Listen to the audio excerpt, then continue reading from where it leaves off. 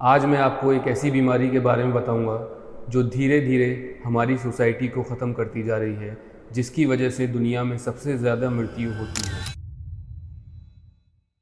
Hello everyone, मैं doctor Tabish Ahmad और आज मैं आपको ऐसी बीमारी के बारे में बताऊंगा जो धीरे धीरे हमारी सोसाइटी में जहर की तरह फैलती जा रही है। COPD, क्रोनिक ऑब्स्ट्रक्टिव पुल्मोनरी डिजीज़, यानी फेफड़ों की वो बीमारी जो धीरे धीरे करके फेफड़ों में फैलती है, फेफड़ों की नलकियों को सिकुड़ा देती है, जिससे फेफड़ों की नलकियां कमज़ोर हो जाती हैं और हमें सांस लेने में परेशानी होने लगती है। फेफड़ों की नलकियों की सिकुड़ने के कारण उसमें इन्फेक्शन पैदा होता है, उनका साइज़ फैलने लगता है, जिसे हम एम्फाइसीमा भी कहते हैं। तो इसके कारण की बात करते हैं। इसके कारण हैं स्मोकिंग, जो आजकल हमारी यंग जनरेशन 20 से 30 सिगरेट यूं ही पी जाती है बिना ये सोचे समझे कि उसका धुआं उनके धीरे धीरे फेफड़ों को कमज़ोर कर रहा है, उसकी इलास्टिसिटी यानी उसकी सांस लेने की क्षमता को कमज़ोर कर रहा है और उनके फेफड़े ख़राब कर रहा है।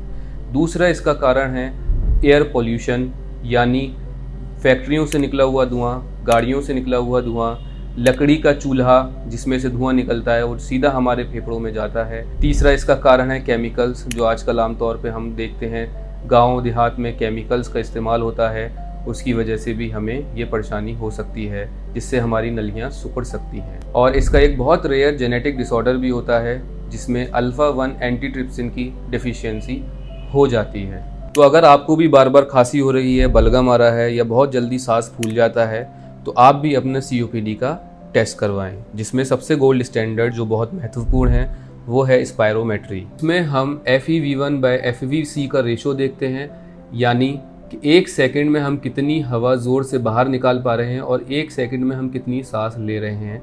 अगर इसका रेशो लेस देन 0.7 यानी 70% से कम आ रहा है तो इसका मतलब आपको COPD की परेशानी है। सेकंड है आपका कि आप अपना HRCT थोरैक्स करवाएं, चेस्ट एक्सरे करवाएं और पल्स ऑक्सीमीटर से अपना सैचुरेशन चेक करते रहें। अब बात करते हैं इसके ट्रीटमेंट की। ट्रीटमेंट में सबसे पहले तो आपको स्मोकिंग बंद करनी है, धूल धुआं मिट्टी से अपने आप को बचाना है। सेकंड, इसमें हम सांस की नलकियों को फैलाने वाली दवाइयाँ दी जाती हैं, जिसे हम ब्रोंकोडायलेटर्स कहते हैं। इसमें कभी कभी इन्फेक्शन होने पे एंटीबायोटिक्स और स्टेरॉइड्स का भी यूज़ किया जाता है। इसमें न्यूमोकोकल और इन्फ्लुएंजा की वैक्सीनेशन भी होता है और इसमें ऑक्सीजन थेरेपी, अगर सांस ज़्यादा फूल रही है तो ऑक्सीजन थेरेपी भी दी जाती है। अब इसके कॉम्प्लिकेशन की बात करें, यानी इसकी वजह से क्या क्या नुकसानात हो सकते हैं, तो पहला है एक्यूट एक्सेसर्बेशन, यानी कि पुरानी बीमारी का कंटिन्यू बार बार फैलते चले जाना। दूसरा है रेस्पिरेटरी फेलियर होना, यानी कि जो सांस लेने की क्षमता हम 18 से 20 बार लेते हैं 1 मिनट में, उसका मोर देन 30 to 40 मिनट्स चले जाना, कभी कभी 50 को भी क्रॉस कर जाना। तीसरा है पुल्मोनरी हाइपरटेंशन। चौथा है कोर पुल्मोनेल, यानी दिल पे भी असर आ जाना। पांचवा है निमोनिया, यानी कि फेफड़ों के अंदर पानी आ जाना जिसकी वजह से बुखार हो जाना और फेफड़ों में सूजन भी आ सकती है। पांचवा है न्यूमोथोरैक्स।